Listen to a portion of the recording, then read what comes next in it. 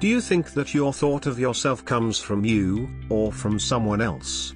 Have you ever thought that, in fact, everyone's thought of themselves comes from others? Since childhood, we have been educated we should do this, we shouldn't do that, be a good child, study hard, and grow up to be a useful person. But no one has ever told us how to be a person who agrees with ourselves. Our perception of ourselves begins with the evaluation and demands of others. As a child, the teacher taught you about calculation. If you learn a little bit slower than other students, or failed several times in the exam, the teacher will say to you, "Why are you so stupid? You can't learn anything, other students are doing better than you." Later, during high school, you and other classmates learn to play basketball, but your skill is not good enough. Your teammates said, "Do you know how to play or not? If not, please don't hold us back." They are all judging you. Some people say you are stupid, lazy, and don't know anything. Others say you are honest, sincere, and trustworthy. Every day, countless people are expressing their views on you, asking you to be a person of one kind or another. Slowly for a long time, you are influenced by these ideas to form what you think of yourself. If you don't know yourself, how can others define you? Is there such a few moments, someone said a random evaluation about you, praise or complaint, you may deliberately change yourself to become such a person?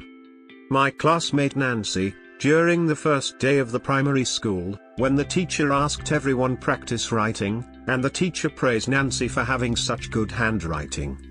Because of the teacher's praise, Nancy was obsessed with the practice of writing from then on.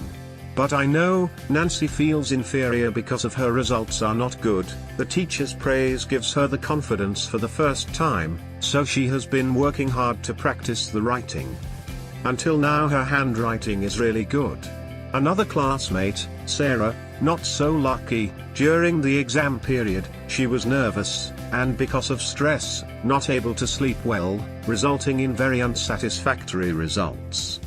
The teacher took her failed paper and criticized her in public, and the teacher said, "You might as well stop studying.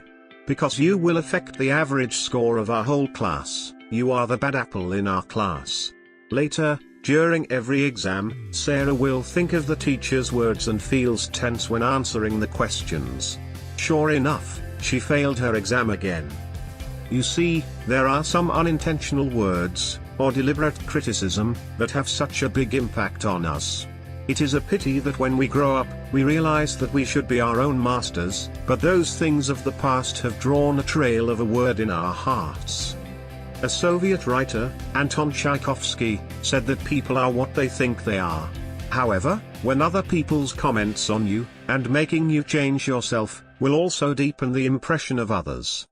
It's not so much what you think it is, it's that we feel what other people expect us to be. We should not live in the bondage of others without knowing it, pay too much attention to the evaluation of others and ignore the inner self. Rip off the tags, rip off those pseudo tags on you, accept yourself and be what you want you to be. Thanks for watching. If you like what you see, be sure to like the video and subscribe to the channel.